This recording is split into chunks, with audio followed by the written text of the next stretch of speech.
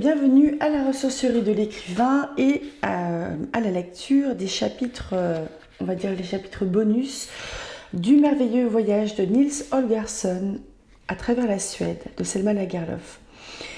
Je vais donc vous lire L'appât et le vieux bachot qui prennent la suite de La vieille paysanne. Si vous vous souvenez, La vieille paysanne, c'était un chapitre qui était assez long où Nils découvrait en fait une ferme qui était abandonnée, où il y avait une seule vache, qui disait que la paysanne n'était pas venue la nourrir, etc. Et donc Nils avait découvert le corps de cette paysanne qui était décédée toute seule.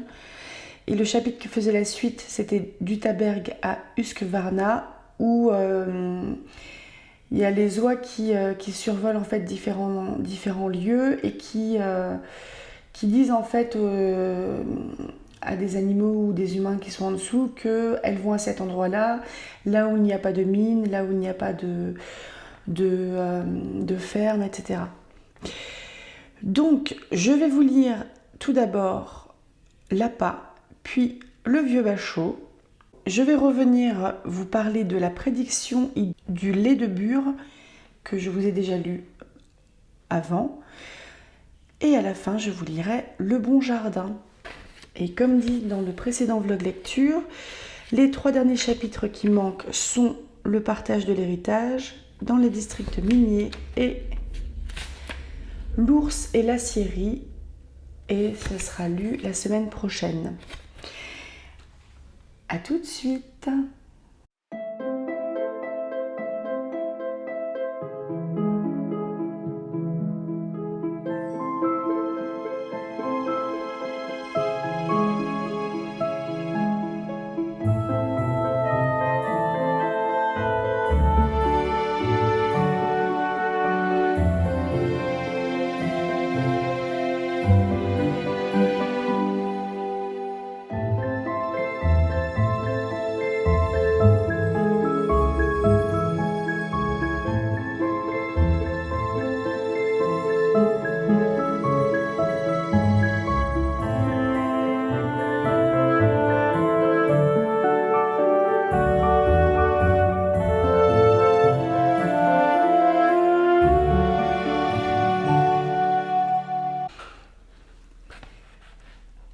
Chapitre 18.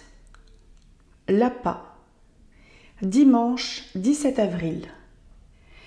Quelques jours plus tôt, Jarro, le petit canard sauvage qui, trop faible pour suivre le vol, était tombé et avait été recueilli par Père Ola, le fils du fermier, fut suffisamment remis pour voler tout autour de la chambre. La maîtresse lui fit 1000 caresses, et Père Ola courut dans la cour cueillir pour lui les premiers brins d'herbe qui venaient de sortir de terre. Tandis que la maîtresse le caressait, Jarro se disait que, bien qu'il fût à présent assez robuste pour s'envoler vers le lac Takern, il ne voulait pas se séparer des hommes, mais rester près d'eux sa vie durant. Le lendemain, au petit jour, la maîtresse fixa sur Jarro une sorte de licou qui l'empêchait de se servir de ses ailes. Puis elle le confia au valet qu'il avait trouvé dans la cour. Celui-ci le prit sous son bras et descendit avec lui vers le Takern. La glace avait fondu pendant la maladie de Jarro. Les vieux roseaux secs de l'année précédente restaient toujours le long des rives et des îles, et les pousses vertes apparaissaient à la surface de l'eau. Presque tous les oiseaux migrateurs étaient de retour. Les becs crochus des courlis pointaient entre les roseaux. Les grèbes qui nageaient de ci de là portaient leurs nouveaux colliers de plumes et les bécassines assemblaient des herbes pour leur nid. Le valet entra dans une barque. Il disposa Jarro au fond et poussa l'embarcation vers le large. Jarro avait pris l'habitude de n'attendre que du bien de la part des hommes. Il dit au chien César, qui lui aussi était de la partie, « Que je suis reconnaissant au valet de m'emmener sur le lac, mais il ferait mieux de ne pas m'empêcher si complètement de bouger, car je n'ai pas l'intention de m'envoler. » César ne répondit rien à ces paroles de Jarro.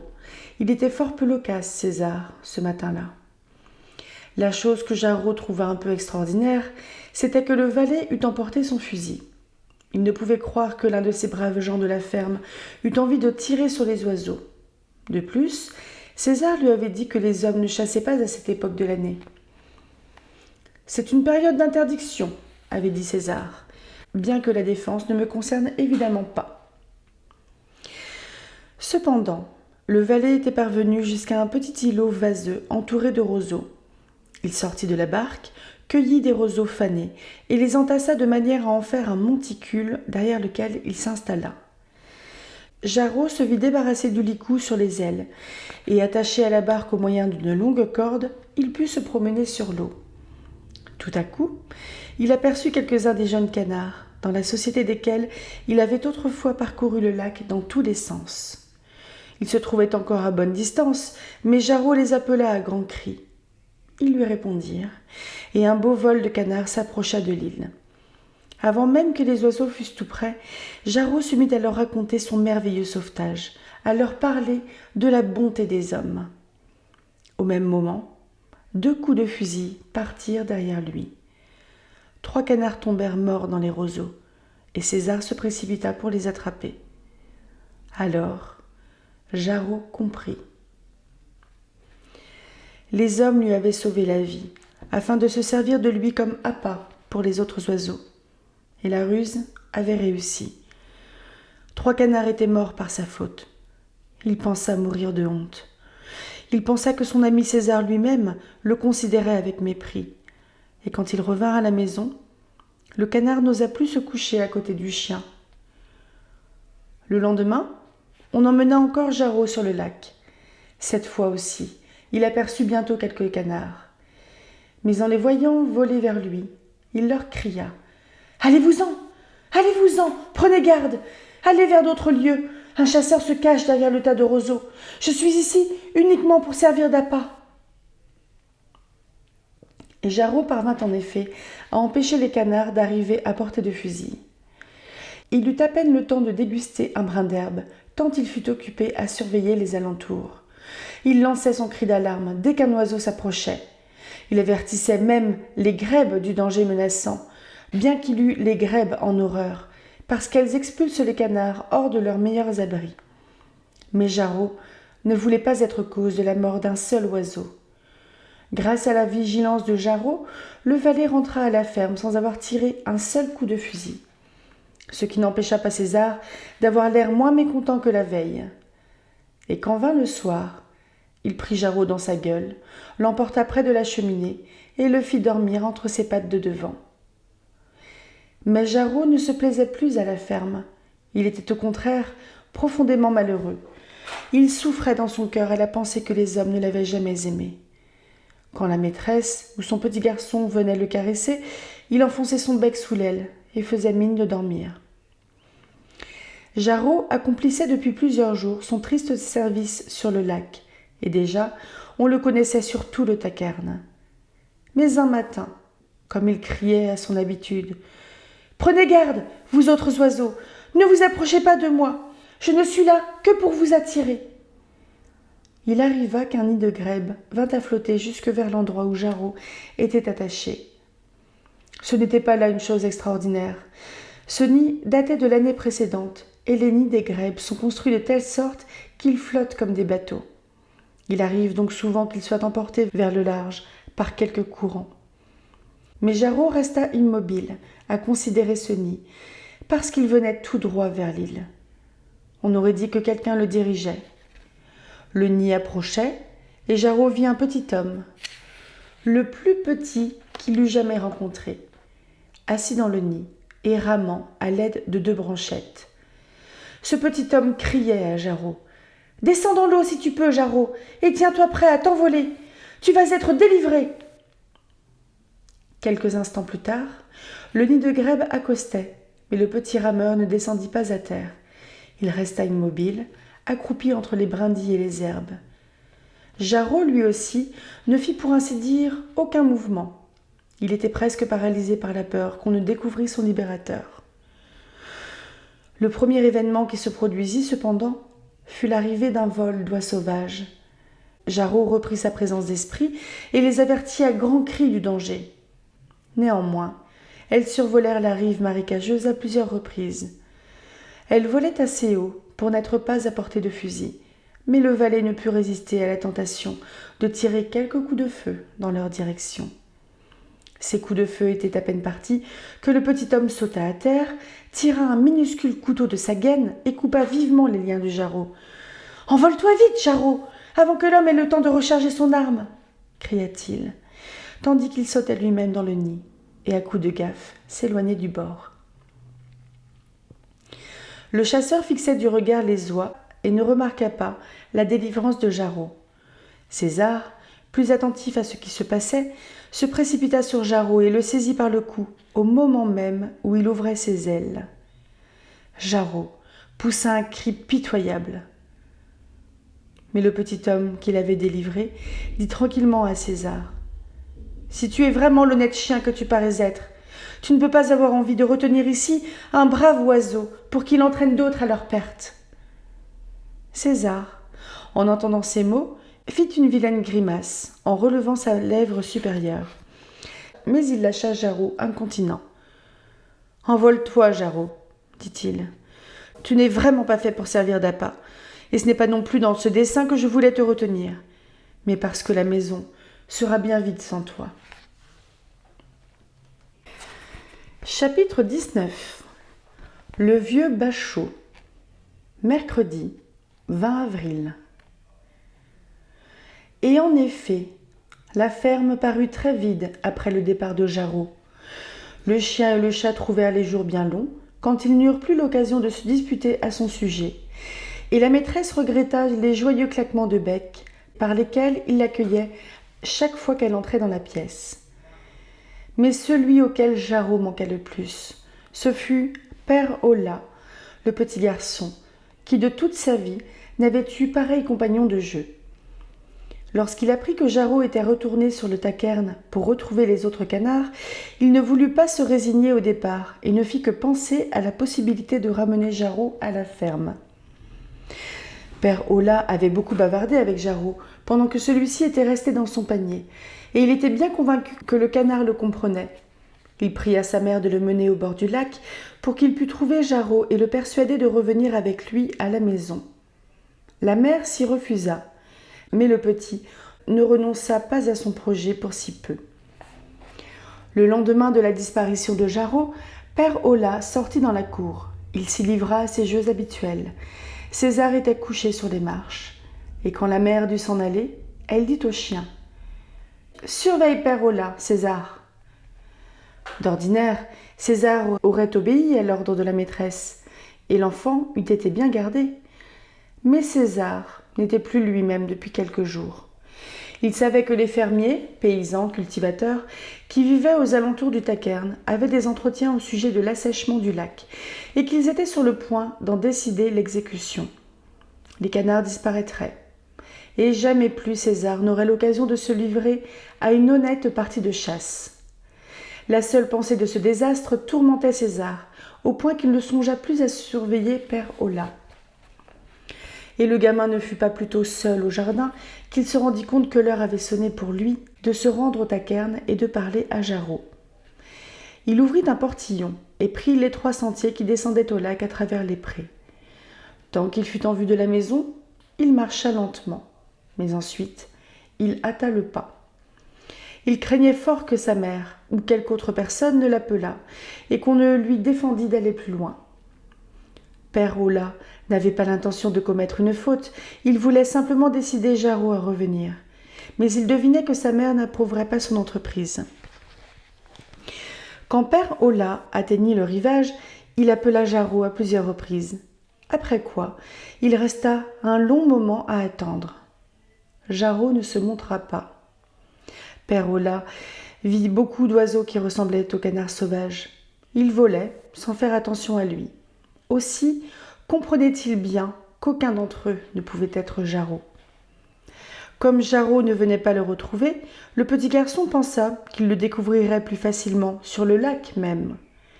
Il y avait là quelques bonnes barques, mais elles étaient remontées sur la rive. Seul, un vieux bachot aux plantes disjointes flottait librement sur l'eau, mais il était en si mauvais état que personne ne songeait à s'en servir. Père Hollat, cependant, grimpa dedans, sans se soucier de l'eau qui remplissait tout le fond. il n'avait pas la force de se servir des rames. En revanche, il se mit en devoir de se balancer de droite et de gauche dans le bachot. Certes, aucune grande personne n'aurait réussi à faire avancer un bachot sur le Takern de cette manière. Mais quand les eaux sont profondes et que la catastrophe menace, les petits enfants ont une singulière aptitude à se risquer sur les flots. Bientôt, Père Ola voguait sur le Takern, appelant Jarro. Le vieux bachot se balançait au milieu du lac. Les joints de ses planches s'élargissaient et l'eau affluait. Père Ola, pourtant, ne s'en inquiétait pas le moins du monde. Assis sur un petit banc à l'avant, il appelait tous les oiseaux qu'il voyait, étonné que Jarro ne se montrât pas. Jarro finit quand même par apercevoir Père Ola, par entendre qu'on l'appelait par le nom que lui avaient donné les hommes, et il comprit que le gamin était venu le chercher. Jarro fut très heureux de voir qu'un être humain avait réellement de l'affection pour lui. Il fondit comme une flèche sur Père Ola, s'assit à côté de lui et se laissa caresser. Tous deux étaient enchantés de se revoir. Mais tout à coup, Jarro se rendit compte de l'état du bateau, à demi plein d'eau et prêt à sombrer. Jarro essaya de persuader Père Ola de tenter de regagner la terre ferme, lui qui ne savait ni nager ni voler. Père Ola ne comprit rien au langage de Jarro. Alors, Jarro n'hésita plus et s'envola pour chercher du secours. Un instant plus tard, il était de retour avec un petit bonhomme, bien plus petit que Père Ola. S'il n'avait su parler et remuer, le petit garçon l'aurait pris pour une poupée. Le petit garçon commanda à Père Ola de prendre sans tarder une longue gaffe au fond du bachot et d'essayer de faire avancer celle-ci vers un des îlots de roseaux. Père Ola obéit. Aidé du petit homme, il parvint à mettre le bachot en mouvement. En quelques coups de gaffe, ils atteignirent un îlot et Père Ola mit pied à terre, au moment précis où le bachot se remplissait d'eau entièrement et sombrait. Quand le petit garçon s'en aperçut, il sut aussi que son père et sa mère le gronderaient sévèrement, et il se serait mis à pleurer s'il n'avait été aussitôt distrait par d'autres pensées. En effet, un vol de grands oiseaux gris vint se poser à terre près de lui, et le petit bonhomme le conduisit vers eux. Il lui dit qui étaient ces oiseaux et lui expliqua leurs propos. Père Ola fut si intéressé qu'il oublia tout le reste. Cependant, à la ferme, on avait remarqué la disparition de l'enfant, et l'on était parti à sa recherche. On le chercha dans la grange, dans le puits, à la cave. Puis tout le monde s'enfuit par les chemins et les sentiers, demandant aux voisins s'ils l'avaient vu. Enfin, les recherches s'étendirent jusqu'au Takern, mais on ne le trouva nulle part, et César, le chien, ne fit rien pour mettre ses maîtres sur la bonne piste. Au contraire, il resta couché tout tranquillement, comme si la chose ne le concernait pas. Un peu plus tard, au cours de la journée, on aperçut l'empreinte des pas de Père Ola près de l'embarcadère, et l'on remarqua que le vieux bachot n'était plus à sa place près du rivage. Alors, on comprit ce qui s'était passé. Le maître et les valets poussèrent aussitôt les barques vers le large et fouillèrent le lac en quête du petit garçon. Ils ramèrent de tous côtés sur le Takern, jusque fort avant, dans la soirée, sans trouver trace de Père Ola. La vieille embarcation avait dû couler à pic, et le petit gisait au fond de l'eau. Vers le soir, la mère de Père Ola se mit à errer sur la grève. Tous les autres étaient persuadés que le gamin s'était noyé, mais elle ne pouvait accepter pareille idée et elle continuait les recherches. Elle le chercha parmi les roseaux et les joncs, elle parcourut inlassablement les rives marécageuses sans songer qu'elle s'enfonçait dans la vase et qu'elle était trempée. Son désespoir était infini. Elle ne pleurait pas, mais se tordait les mains et appelait son enfant d'une voix déchirante. Autour d'elle, elle entendait crier les cygnes, les canards, les courlis. Elle crut qu'ils la suivaient en gémissant et en se lamentant comme elle. Eux aussi doivent avoir du chagrin pour gémir ainsi, se disait-elle. Et puis, tout à coup, elle se rendit compte qu'elle avait affaire à des oiseaux qui n'avaient sans doute pas le moindre souci. Mais chose étrange, ils ne se taisaient pas après le coucher du soleil. Elle entendait au contraire tous les oiseaux qui se trouvaient sur le Takern pousser cri sur cri. Beaucoup la suivaient, où qu'elle portât ses pas. D'autres l'effleuraient rapidement de leurs ailes au passage. Autour d'elle, l'air n'était plus que plainte et lamentation. L'anxiété qu'elle ressentait elle-même lui ouvrit le cœur. Elle comprenait, mieux qu'elle ne l'avait jamais fait, les sentiments des oiseaux. Tout comme elle, eux aussi se préoccupaient de leur maison, de leurs enfants. Il n'y avait pas entre elle et eux la différence qu'elle imaginait jusqu'à présent à ses yeux. Et elle songea qu'il avait été, pour ainsi dire, décidé de priver ces milliers de cygnes, de canards, de plongeons, de leur nid près du Takern. Quel souci pour eux! Comment pourront-ils, après cela, élever leurs petits? Elle resta immobile, plongée dans ses réflexions. À première vue, il semblait que ce fût une œuvre utile et bonne que de transformer un lac en terre cultivable et en pré. Mais il devait bien y avoir un autre lac que le Takern, un lac que n'habitait pas une telle multitude d'oiseaux. Elle se rappela que le lendemain même, la résolution d'assécher le Takern allait être prise, et elle crut voir dans ce fait une raison de la disparition de son enfant. Elle rentra en toute hâte à la ferme et commença à raconter à son mari ce qui lui était venu à l'esprit. Elle lui parla du lac et des oiseaux, et elle dit que la mort de Père Ola devait être une punition de Dieu pour eux deux. Et très vite, la mère s'aperçut que son mari était de son avis. Il possédait déjà un grand domaine, mais si l'assèchement du lac était réalisé, une grande partie des terres ainsi récupérées leur reviendrait, et leur propriété serait presque doublée. C'est pourquoi ils avaient plus ardemment poussé à l'exécution du projet que n'importe quel autre parmi les riverains. Il restait donc là à se demander s'il fallait voir un dessein de Dieu dans le fait que le Takern lui eût pris son fils, la veille même du jour où il devait signer le contrat au sujet de l'assèchement du lac. Sa femme ne fut pas obligée de faire usage de beaucoup de paroles avant qu'il répondit. « Il se peut que Dieu ne veuille pas que nous nous mêlions de ce qu'il a organisé lui-même. Demain, je parlerai aux autres, et je crois que nous déciderons de ne rien changer pour le moment. » Tandis que les maîtres s'entretenaient du projet d'assèchement du lac, César était couché devant la cheminée. Il leva la tête et prêta l'oreille avec la plus vive attention. Lorsqu'il se crut sûr de son fait, il alla vers sa maîtresse. Il attrapa sa jupe entre ses dents et l'emmena ainsi jusqu'à la porte. « Mais César !» fit-elle, en voulant se débarrasser de lui. Et tout à coup, elle s'écria. « Sais-tu où est Père Ola ?» César eut un aboiement joyeux et se précipita vers la porte. Elle l'ouvrit. César courut tout droit vers le Takern et la maîtresse s'élança à sa suite. Et voici qu'ils n'avaient pas atteint le rivage qu'ils entendirent un enfant pleurer du côté du lac. Père Ola avait vécu la plus amusante journée de sa vie avec le petit poucet et les oiseaux. Mais à présent, il s'était mis à pleurer parce qu'il avait peur du noir. Quand sa mère et César vinrent le chercher, il se sentit très heureux.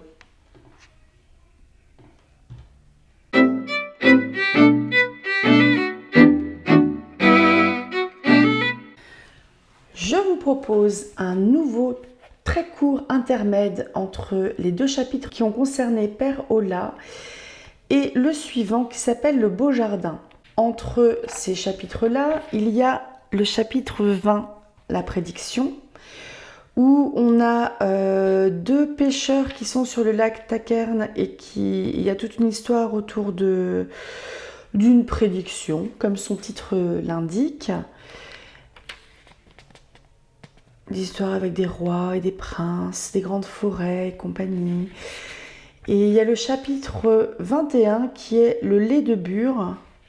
C'était dans une ferme où il y avait un mouton, des cochons. Il y avait une notion aussi d'un velours, il me semble. On a Asa et Mats qui trouvent quelque chose, le petit sabot justement, et ils voient que c'est gravé au nom de Niels Holgersson de Vestra Vemmenhög. Je m'arrête ici et à tout de suite pour Le Beau Jardin, le chapitre 22, et un petit vlog lecture derrière. Bonne écoute!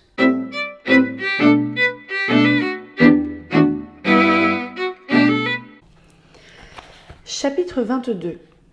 Le Beau Jardin. Dimanche 24 avril. Le lendemain, Les oies sauvages s'envolèrent vers le nord, en direction de la Sudermanie. Niels considérait d'en haut le paysage et pensait à part lui que la région ne ressemblait à aucune de celles qu'il avait vues auparavant.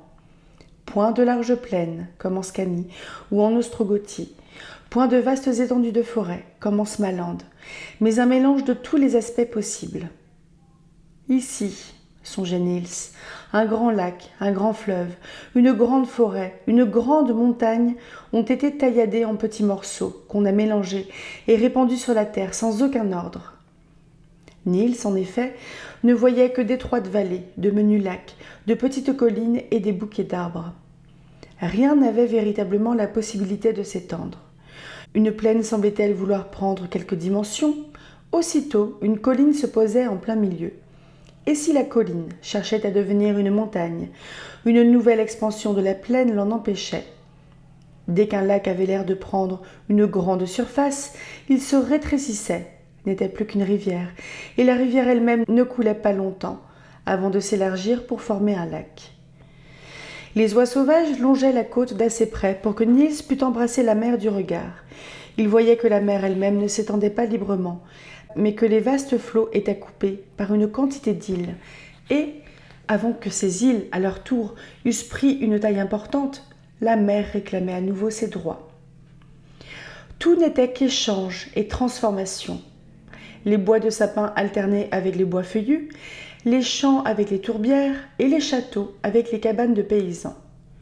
On ne voyait pas d'hommes travaillant aux champs, mais en revanche, ils circulaient par les routes et les sentiers. Ils sortaient des maisonnettes de la forêt sur la pente du col Marden, vêtus de noir, un livre et un mouchoir à la main. « Ce doit être dimanche aujourd'hui », songea Niels, en regardant les fidèles se rendant au service divin. Par 2 fois, il vit des mariés s'en aller en voiture à l'église, suivis d'un grand cortège. Ailleurs, un enterrement suivait lentement la route. Niels aperçut de beaux équipages de maîtres et des carrioles de paysans. Sur les lacs, les bateaux s'en allaient tous vers les églises. Le gamin passa au-dessus de l'église de Björkvik, au-dessus de Betna, de Blacksta, de Vadsbro, et ensuite le vol des oies se dirigea vers Skoldinge. Partout, les cloches sonnaient. Ce chant des cloches était d'une beauté particulière, entendu de là-haut. On aurait dit que l'air tout entier n'était plus que résonance et musique. Une chose est sûre, pensa Niels, c'est que partout où j'arrive dans ce pays, j'entends le tintement des cloches. Et cette pensée lui donna une impression de sécurité. Bien qu'il vécût à présent dans un autre monde, il lui semblait qu'il ne pourrait jamais être entièrement perdu, tant que la voix majestueuse des cloches le rappellerait. Les oies avaient déjà fait un bon bout de chemin au-dessus de Sormland, quand le gamin vit un point noir qui bougeait sur le sol, au-dessous d'eux. Il crut d'abord que c'était un chien, et il n'y aurait plus pensé si ce point noir n'eût paru vouloir courir à la même allure que les oies. Il filait en terrain découvert, et à travers les boqueteaux, sautait par-dessus les fossés et les clôtures, ne se laissait arrêter par rien.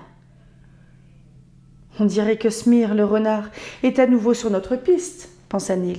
« Mais de toute façon, nous nous envolerons bientôt, hors de sa portée. » Peu après, les oies sauvages accélérèrent leur vol autant que cela leur fut possible, et elles conservèrent cette allure rapide tant que le renard fut en vue. Quand il devint impossible qu'il les vît encore, elles firent volte-face et se dirigèrent, en traçant une vaste courbe, vers l'ouest et le sud, comme si elles eussent eu l'intention de revenir en Ostrogothie. « Ce devait bien être Smir, » se dit Niels, puisque Akka se détourne de sa route et en suit une autre. À l'approche du soir, ce jour-là, les oies sauvages survolèrent un vieux domaine de Sormland, du nom de Stora Djulo.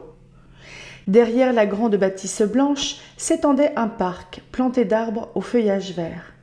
La façade de Stora Djulo donnait sur un lac, aux promontoires saillants et aux rives accidentées. Ce domaine du temps passé avait l'air accueillant, et Niels ne put s'empêcher de pousser un soupir en passant au-dessus. Les oies sauvages s'abattirent un peu au nord du domaine, dans une clairière inondée d'eau. Seuls, quelques mottes de terre surgissaient, de ci, de là.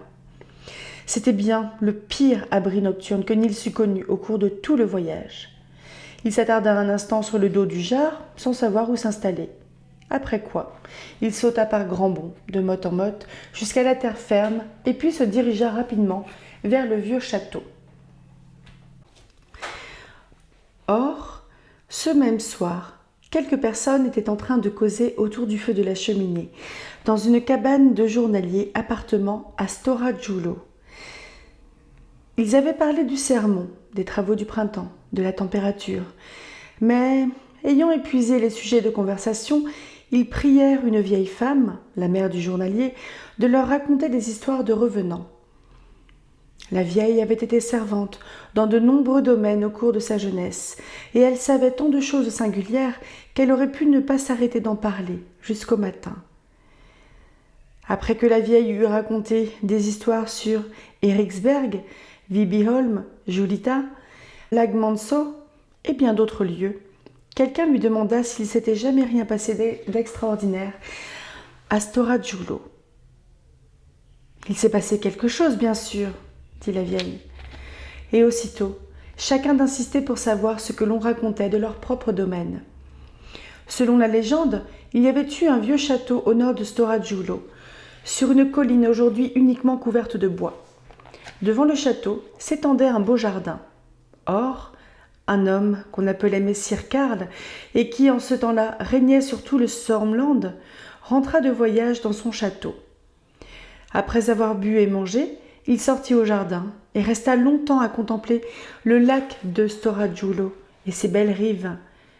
Mais tandis qu'il se réjouissait devant ce beau paysage et songeait que nul pays au monde ne pouvait être plus beau que Sörmland, il entendit quelqu'un pousser derrière lui un profond soupir. Se retournant, il aperçut un vieux journalier penché sur sa bêche. « Est-ce toi qui soupires ainsi ?» demanda Messire Karl. « Pourquoi soupires-tu ?»« J'ai bien de quoi soupirer, moi, qui travaille ici, jour après jour, » répondit le journalier. Messire Karl était d'humeur irritable. Il n'aimait pas entendre les gens se plaindre. « N'as-tu pas d'autre sujet de plainte ?» cria-t-il. « Je t'affirme que moi, je serais enchanté de bêcher la terre du Sörmland pendant ma vie entière. » « Puisse votre grâce voir son souhait se réaliser, » riposta le journalier. Après cela, on prétendit dans le pays que Messire Karl n'avait point trouvé le repos dans sa tombe et que chaque nuit, il revenait à Stora-Djulo pour bêcher son beau jardin. À présent, il n'y avait ni château ni jardin en cet endroit. On ne voyait plus qu'une colline boisée tout ordinaire, mais si quelqu'un se risque dans la forêt pendant une nuit obscure, il peut lui arriver d'apercevoir le jardin. La vieille femme s'arrêta sur ces mots et fixa du regard un recoin sombre de la pièce. « N'avez-vous pas entendu bouger ?» demanda-t-elle. « Mais non, mère, continuez votre récit, » dit la bru. « Les rats ont fait un gros trou dans ce coin-là, mais j'ai eu tant d'autres choses à faire que j'ai oublié de le boucher. Racontez-nous si jamais quelqu'un a vu ce beau jardin. »« Mais oui, » reprit la vieille, « mon propre père l'a contemplé. Il traversait le bois par une nuit d'été, quand il vit brusquement se dresser devant lui un mur de jardin, au-dessus duquel on distinguait des arbres les plus beaux du monde. Leurs branches étaient si lourdes de fleurs et de fruits qu'elles pendaient par-dessus le mur. Un jardinier sortit du jardin et demanda à son père s'il n'avait pas envie de le voir. L'homme tenait en main une bêche et portait un grand tablier comme les autres jardiniers. Mon père était sur le point de le suivre quand il jeta par hasard un regard sur son visage, et aussitôt il reconnut le toupet pointu et la barbiche. C'était Messire Karl en personne. Nouvelle interruption du récit. Cette fois, c'était une bûche qui éclatait, envoyant des étincelles et des débris de charbon sur le plancher. La chambre entière en fut éclairée, et la vieille crut voir un petit bonhomme qui, assis devant le trou de rat, écoutait le récit, mais se hâta de disparaître. La bru prit le balai et la pelle, balaya les charbons et se rassit. « Vous pouvez continuer, mère, » dit-elle. La vieille n'y consentit pas. « Cela suffit pour ce soir, » dit-elle, d'une voix changée. Les autres auraient voulu en apprendre davantage, mais la bru vit que sa belle-mère avait pâli et que ses mains tremblaient. « Non, non, mère est fatiguée, il faut qu'elle se mette au lit. » Peu après, Niels retourna dans le bois, auprès des oies sauvages. Il mâchait une carotte ramassée devant la cave et trouvait qu'il avait fait un souper magnifique. Il était content d'être resté pendant plusieurs heures dans une cabane bien chaude. « Si seulement je pouvais trouver un confortable asile pour la nuit, » se disait-il. Tout à coup, il lui vint à l'esprit que la meilleure solution serait de se coucher dans un sapin touffu qui se trouvait au bord de la route. Il grimpa dans l'arbre et tressa de menus brindilles pour s'en faire une sorte de lit. Il y resta pendant quelques instants, à penser à ce qu'il avait entendu raconter dans la cabane, et surtout à l'histoire de Messire Karl, qui, disait-on, revenait dans la forêt de Julo. Là-dessus, Niels s'endormit. Il aurait sans doute dormi jusqu'au matin s'il n'avait été réveillé par le grincement de grilles de fer s'ouvrant, pour ainsi dire, sous ses pieds. Aussitôt, Niels se frotte les yeux et regarde autour de lui. Tout près se dresse un mur à hauteur d'homme. Derrière, on distingue des arbres dont les branches ploient sous le poids des fruits. D'abord, Niels trouve cela fort singulier. Il n'y avait pas d'arbre fruitier ici avant son sommeil. Mais très vite, la mémoire lui revient et il devine quel est le jardin qu'il aperçoit. Le plus étrange peut-être, c'est qu'il n'éprouve pas la moindre peur, mais au contraire, un désir irrésistible de pénétrer dans le jardin. Il fait sombre et froid là où il est, couché dans le sapin, mais le jardin est clair. Et Niels croit voir les fruits et les roses briller au ciel. Quel plaisir de jouir d'un peu de chaleur estivale pour lui, qui aéré depuis de si longs jours par le froid et le mauvais temps. D'ailleurs, il semble qu'il n'y ait pas la moindre difficulté à pénétrer dans le jardin. Le grand mur est percé d'une porte tout près du sapin où il repose, et un vieux jardinier vient d'ouvrir les grandes grilles de fer. Il reste debout, à l'entrée, et considère la forêt, de l'air d'attendre quelqu'un. En un clin d'œil, Niels a dégringolé au pied de l'arbre. Il s'avance vers le jardinier, son bonnet à la main, fait un petit salut et demande la permission de voir le jardin. « Oui, je te le permets, » répond le jardinier d'une voix rude. « Entre !» Et il referme la grille sur Niels avec une lourde clé qu'il glisse dans sa poche. Pendant ce temps, le gamin reste debout à le considérer. Il a un visage rébarbatif, avec de grandes moustaches, une barbiche pointue et un nez d'oiseau de proie. S'il n'avait porté un tablier de jardinier et tenu en main une lourde bêche, Niels l'aurait pris pour un vieux soldat. Le jardinier s'enfonce à grands pas dans le jardin, et Niels doit courir pour le suivre. Il longe un chemin étroit, et Niels foule involontairement la bordure de gazon. Mais tout de suite, le jardinier lui enjoint de ne pas marcher sur l'herbe. Après quoi, Niels suit pas à pas son guide. Niels sent parfaitement que le jardinier se juge bien bon de faire voir son jardin à un petit avorton de son espèce, et il n'ose pas lui poser une seule question, se contentant de courir à sa suite. De temps à autre, le jardinier lui dit une parole ou une autre. Dès que l'on a passé le mur, on se trouve devant une haie épaisse. Après l'avoir traversée, le jardinier raconte à Niels qu'il l'a baptisée du nom de Colmar. C'est vrai que cette haie est grande et mérite bien ce nom-là, répond Niels. Mais le jardinier ne se soucie pas le moins du monde de ce qu'il peut dire ou ne pas dire. Ils sortent du fourré, et Niels peut embrasser du regard une grande partie du jardin. Il s'aperçoit immédiatement qu'il n'est pas très étendu. Il compte à peine 2 arpents. Des murs élevés l'abritent au sud et à l'ouest, mais au nord et à l'est, il est entouré d'eau, de sorte qu'aucune clôture ne s'impose. Le jardinier s'est arrêté pour attacher un sarment de vigne, ce qui permet à Niels de regarder autour de lui. Il n'a pas vu beaucoup de jardins au cours de sa vie, mais il devine que celui-ci n'est pas pareil aux autres. Il doit avoir été dessiné à la mode d'autrefois, car on ne voit plus de nos jours une telle quantité de monticules, de petites plates-bandes de fleurs, de petites bordures, de petites pelouses, de petits berceaux de verdure. Encore moins se trouve-t-on en présence de cette foule de menus étangs, de canaux aux méandres nombreux, comme ceux que Niels rencontre à chaque pas ici. Partout, les arbres les plus majestueux et les fleurs les plus exquises. L'eau, dans les canaux étroits, est d'une limpidité de cristal, ou bien d'un vert sombre où se réfléchissent les alentours. Tout cela est comme un paradis aux yeux de Niels. Il bat des mains et s'écrie. « Je n'ai jamais rien vu de plus beau. Qu'est-ce que c'est ce jardin-là » À ces paroles, le jardinier se retourne vivement et dit d'un ton brusque. « Ce beau jardin s'appelle le Sormland. »« Qui es-tu donc pour être aussi ignorant ? Le Sormland a toujours passé pour une des plus belles contrées du pays. » Niels reste quelque peu perplexe, mais il a tant de choses à voir qu'il ne peut réfléchir à la signification de cette réponse. Oui, il est beau ce jardin, avec toutes ses fleurs, ses cours d'eau sinueux. Niels ne saurait en trouver un autre qui lui plût davantage, et tous ces pavillons, toutes ces petites maisons de jeu, disposées un peu partout, mais surtout au bord des petits étangs et des canaux. Ce ne sont pas de vraies maisons. Leurs dimensions sont exiguës, comme si elles avaient été construites pour des gens de la taille de Niels, mais elles font un effet des plus gracieux. Leur variété est extrême. Les unes ressemblent à des châteaux avec leurs tours et leurs ailes. D'autres ont l'air d'être des églises, d'autres encore des moulins, des demeures de paysans. Elles sont si jolies que Niels a envie de s'y arrêter, de considérer chacune d'elles de plus près, mais il lui faut suivre le jardinier. Bientôt, ils atteignent une construction plus vaste et de plus noble allure que toutes celles rencontrées jusqu'ici. Elle compte 2 étages surmontés par un fronton et 2 ailes avançantes. Elle se dresse sur une petite éminence au milieu des parterres de fleurs et la route qui y conduit traverse tous les canaux, les uns après les autres, sur des ponts minuscules d'une charmante élégance.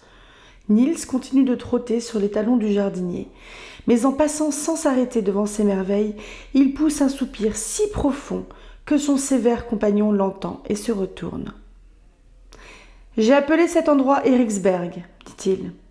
Veux-tu y entrer ?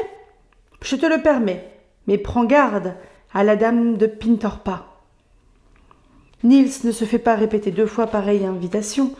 Il court le long de l'allée bordée d'arbres, il traverse les petits ponts et les parterres de fleurs, il pénètre dans la maison. Les marches sont à sa mesure, il peut ouvrir toutes les portes, mais jamais il ne se serait attendu à voir quelque chose d'aussi beau. Les parquets de chêne ciré brillent, les plafonds blanchis sont surchargés de peinture, les tableaux se pressent les uns contre les autres sur les murs. Les meubles de bois doré sont couverts de soie. Niels voit des pièces dont les murs sont tapissés de livres. Il en voit d'autres dont les tables et les bahuts sont pleins d'objets précieux. Mais il a beau se presser, il ne parvient pas à voir la moitié du château avant que le jardinier le rappelle. Et quand il sort, il trouve le bonhomme qui mord sa moustache d'impatience. « Eh bien, demande le jardinier, as-tu aperçu la dame de Pintorpa ?» Niels, cependant, n'a vu âme qui vive, et quand il le dit au jardinier, les traits de celui-ci se contractent. « La dame de Pintorpa a-t-elle obtenu le droit de se reposer et pas moi ?» s'écrie-t-il. Et Niels songe que jamais encore il n'a senti trembler pareil désespoir dans une voix humaine. Après quoi, le jardinier reprend sa route à grands pas, et Niels court à sa suite, tout en s'efforçant de voir le plus possible tant de merveilles. Ils font le tour d'un étang un peu plus grand que les autres. Des pavillons blancs, semblables à des maisons de maître, surgissent de partout entre les ombrages et les parterres de fleurs. Le jardinier ne s'arrête pas, mais tout en marchant, il lance un mot ou un autre. « J'ai donné à cet étang le nom de Ingaren. Voici Danbyholm. Voici Agbiberga. Tu vois ici Hofsta, et là-bas Akero. » Puis le jardinier, en 2 bonds, arrive au bord d'une petite étendue d'eau qu'il appelle Baven. Entendant un cri de surprise, le jardinier s'arrête. Niels est tombé en arrêt devant un pont qui mène à un château situé sur une île de la pièce d'eau. « Je te permets de jeter un coup d'œil sur Vibiholm si tu en as le temps, » dit-il, « mais prends garde à la dame blanche. » À Vibiholm, les murs sont couverts d'une telle quantité de tableaux que Niels croit être devant un grand livre d'images. Il s'amuse tant qu'il a envie de passer la nuit entière au château, mais la voix du jardinier ne tarda pas à le rappeler. « Reviens, reviens, j'ai bien autre chose à faire qu'à t'attendre, petit polisson. » Niels traverse le pont en courant, et dès qu'il le voit, le jardinier lui demande « Que t'est-il arrivé ? As-tu aperçu la dame blanche ?» Niels n'avait vu âme qui vive, et il l'avoue au jardinier. Le vieux frappe une pierre de sa bêche avec une telle force que la pierre vole en éclats et il dit d'un ton de complet désespoir. La dame Blanche de Villebiholm a le droit de se reposer, et moi je ne l'ai pas.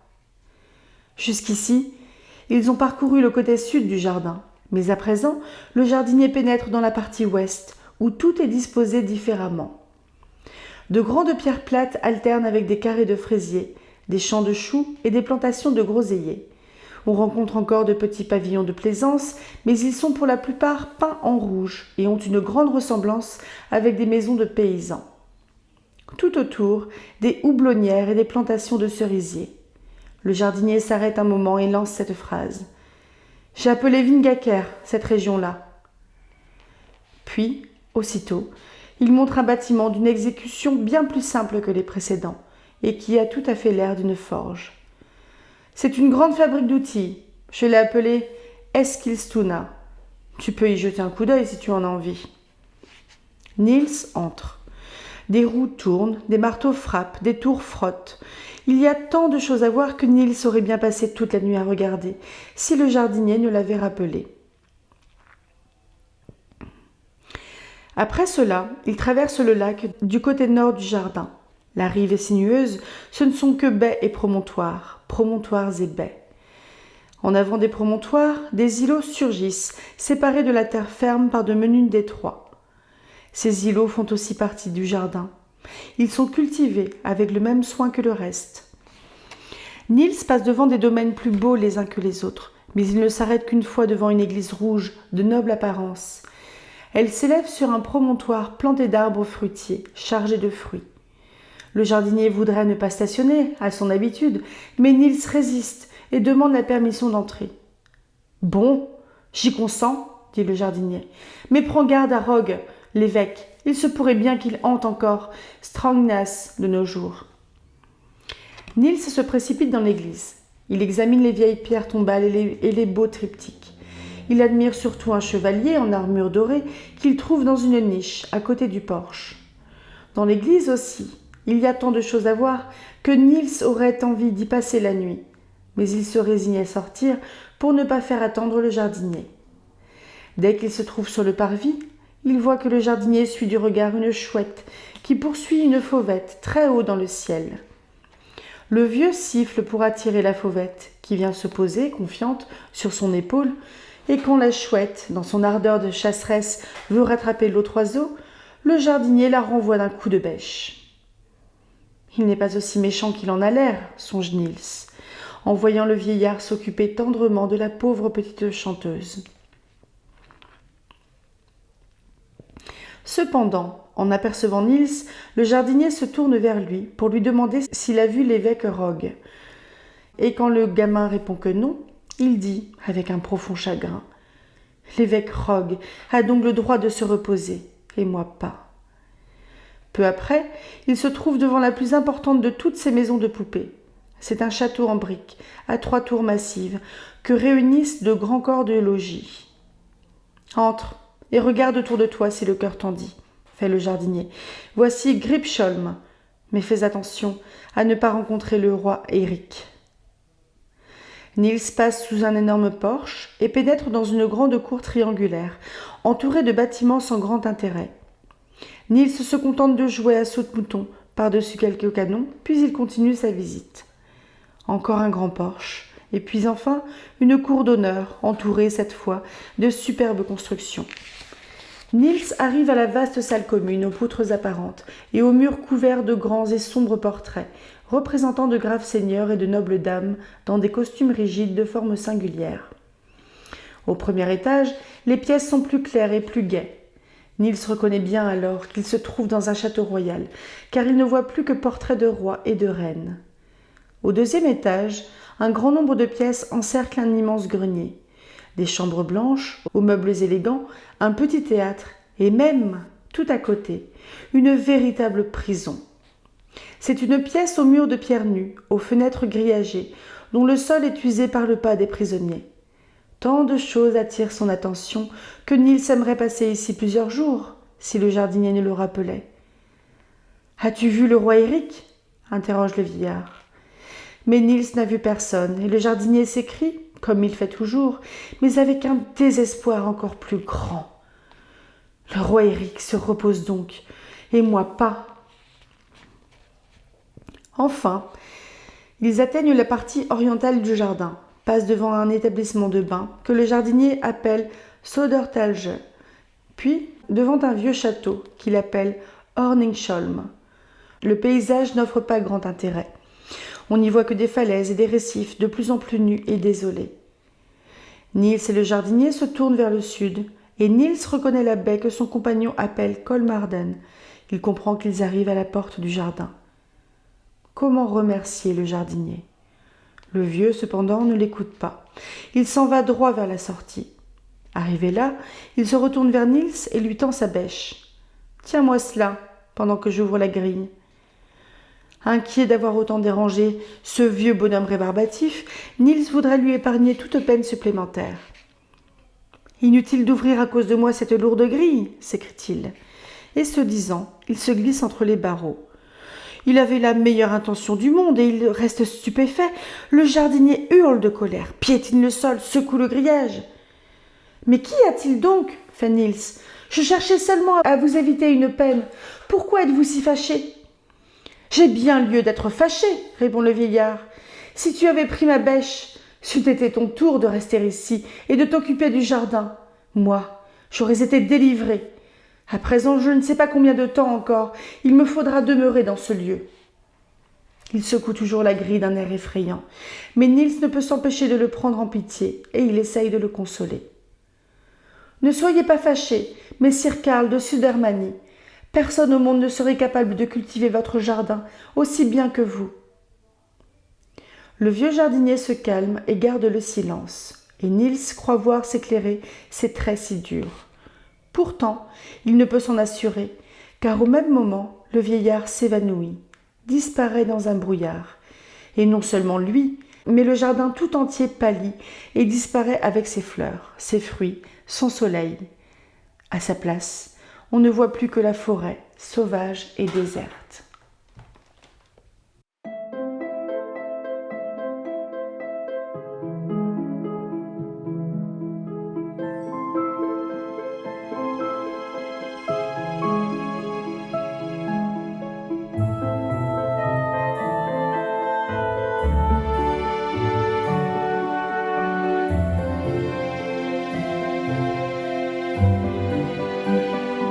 Bonjour et bienvenue dans l'avant-dernier vlog lecture sur Niels Holgersson. Je m'excuse pour la luminosité qui est vraiment dégueulasse, mais je ne sais pas comment faire pour avoir une jolie luminosité ici. Je pense qu'il faudrait que je mette de la lumière en face, sauf que je n'en ai pas, parce qu'en face j'ai ma télé. Et je vous préviens juste que là je fais le vlog lecture après le montage de tous les chapitres que j'ai lus hier. Donc j'ai bien en tête ce que je viens de lire et de monter vu que ça fait 2 lectures. Alors, on a eu 2 chapitres qui allaient ensemble. Les 2 premiers, c'était l'histoire du coup du petit canard Jarro et du petit gamin Père Ola, P-E-R, et plus loin Ola comme une Ola. Et j'ai trouvé ça mignon. Il y avait un aspect, déjà ces deux petits contes-là avaient un aspect écolo, vraiment, avec le fait que Gabi a faim, elle ne sait pas quoi faire de sa vie là. Le fait que la mère de Père Ola, une fois qu'elle a compris en allant visiter le lac de Taberg, que son fils était sans doute mort noyé et que si ils asséchaient le lac, les oiseaux n'auraient plus de site de nidification et ne pourraient donc plus élever leurs enfants. Et donc elle prend la décision de convaincre son mari de dire non, il ne faut pas assécher le lac. Tant pis si on a moins de terre, on en a suffisamment, il faut en laisser aux autres en gros. J'ai trouvé ça vachement moderne comme thématique. C'est quand même un livre qui a plus de 100 ans. Hein. C'était 1925 de la traduction en France, donc il est à plus de 100 ans. Et j'ai trouvé ça vraiment moderne, qu'il y a 100, 120, 130 ans, les hommes se rendent compte déjà de l'impact qu'ils avaient sur leur environnement et qu'elle le transmette comme ça, Selma Lagerlöf, parce que je pense que sa personnalité est beaucoup présente dans ce qu'elle écrit. Moi, c'est un truc que je sens. Enfin, c'est peut-être une interprétation qui est fausse de ma part, mais je trouve que c'était vachement intéressant. Et j'ai vraiment aimé la place qu'a prise Niels aussi, avec ce petit. Parce que Niels, en fait, il faisait le traducteur entre les oiseaux et l'enfant. Le chien aussi, sans doute. Et vu qu'il parle le langage des hommes, mais il parle le langage des animaux aussi. Et j'ai vraiment aimé cette place que Niels a prise pour aider un tout petit, comme ça, vu que la mère, elle le laisse quand même tout seul. Sous la garde du chien, on peut se dire qu'il a peut-être 6-7 ans, un truc comme ça. C'est pas un tout petit non plus, je pense qu'elle est pas conne, elle va pas laisser un gamin de 3 ans tout seul. Mais oui, on voyait avec l'enfant qui a peur du noir, tout ça, c'est un petit, mais c'est peut-être pas un tout petit non plus. Et j'ai bien aimé aussi, encore une fois, c'est une thématique qui est un peu écologique pour moi, le fait qu'ils ont sauvé un petit canard, qu'ils s'en servent pour appâter d'autres canards et pour chasser. Et que, une fois que le petit Jarreau, le petit canard, il a compris qu'il allait servir d'appât pour que ses copains se fassent canarder, jeu de mots, qu'il lance le cri d'alarme et que même, le chien, qui est un chien de chasse, se dise « Ah ben non, c'est quand même pas bien ». Il y a une critique de la chasse là aussi, de la chasse à pas. Je suis pas une grande connaisseuse de la chasse. C'est pas que ça m'intéresse pas, mais c'est pas une activité que je pratiquerais et j'ai pas trop envie de creuser parce que je suis plus du côté entre guillemets de la protection animale que de la chasse, bien que je suis totalement au courant que la chasse serve aussi à la régulation des animaux, hein, parce que s'il y a une espèce qui pullule dans un coin, ça va être au détriment des autres espèces ou des végétaux, etc. Donc là, l'homme, il peut y mettre sa patte, entre guillemets. Et on n'est plus aujourd'hui, dans notre société à nous, dans une société où la chasse est nécessaire pour se nourrir. On est plus dans de la chasse loisir, chasse tradition, chasse plaisir aussi sans doute, mais c'est pas comme si on était en pleine forêt et qu'on avait besoin du lapin qu'on va aller buter, quoi. Ce qui fait que j'ai une petite tendance à remettre quand même en question la chasse, mais dans nos pays et aujourd'hui, ce qui ne serait pas le cas ailleurs, ou alors dans un Moyen-Âge en France par exemple, je sais pas, dans quelque chose d'éloigné de notre vie de maintenant. Oui, donc je trouvais qu'il y avait aussi une critique de la chasse et de la chasse aux appâts. Et je suis plutôt d'accord avec ça en fait. On peut polémiquer sur la chasse si vous voulez, hein. Mais j'y connais pas grand chose, hein, comme je vous ai dit. Mais après, je suis pas contre, entre guillemets, mais parce que elle sert aussi. Mais puis je suis pas en accord, hein, enfin. L'espèce de gros a priori du chasseur qui est bourré et qui canarde, qui tire sur tout ce qui bouge. Enfin, ça va quoi. Les préjugés, je les mets de côté. Mais bref, j'ai trouvé ces deux premiers chapitres que j'ai appelés deux contes, parce que oui, c'est un conte dans un conte, je les ai trouvés vraiment mignons. Et ensuite, on avait eu une redite en fait, l'histoire du jardin. Et Niels qui va écouter une vieille femme qui raconte des contes. Je trouvais ça trop mignon. La femme qui se rend compte que le tomte, il est là. Du coup, il se dit, oula, c'est bizarre, je n'en ai jamais vu. Et on est encore sur une histoire, en gros, de plus ou moins jardin enchanté, qui apparaît et qui disparaît. Et d'un homme qui en est prisonnier parce qu'il a fait un espèce de serment, au final, au jardinier. Il a dit, oh moi j'aimerais bien faire ça toute ma vie. Ah bah oui, du coup t'es coincé dedans et tu meurs pas. Et c'est... Je trouve que c'est une je sais pas si c'est une thématique, je trouve pas le terme. C'est un espèce d'archétype en fait de conte qui est assez régulier, qu'on retrouve beaucoup, j'ai l'impression, dans les contes, je dirais, de l'ouest de l'Europe, ça. Des endroits qui apparaissent et qui disparaissent. Je vais baisser un tout petit peu pour pas que vous voyez l'écran. Des endroits qui apparaissent et qui disparaissent, une espèce de malédiction comme ça, on peut le retrouver rien que dans plus ou moins la thématique dans la Belle au bois dormant, il me semble. Je sais plus. Mais ça, c'est... On est sur de la mythologie qui est un folklore scandinave, mais ça, on le retrouve chez les Brézous aussi. Hein. On le retrouve dans le folklore breton.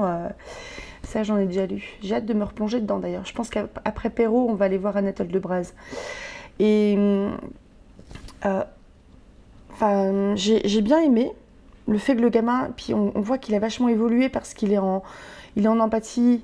Il a été en empathie avec le petit garçon qui était en danger. Il est en empathie avec le monsieur qui est maudit, là, le seigneur, qui est devenu jardinier. Mais il ne se fait pas avoir non plus. Donc, il comprend les autres, il se met à leur niveau, mais il ne se fait pas rouler dans la farine. Donc, on a un Niels qui grandit. Mais c'est dingue l'évolution qu'il a depuis les premiers chapitres. Je suis très attachée à ce gamin. Hein. Moi, je pense que je vais avoir du mal à fermer le livre la semaine prochaine quand on finira les 3 derniers chapitres. Donc voilà, je vais m'arrêter là parce que déjà j'ai mon mec qui dort là derrière dans la chambre.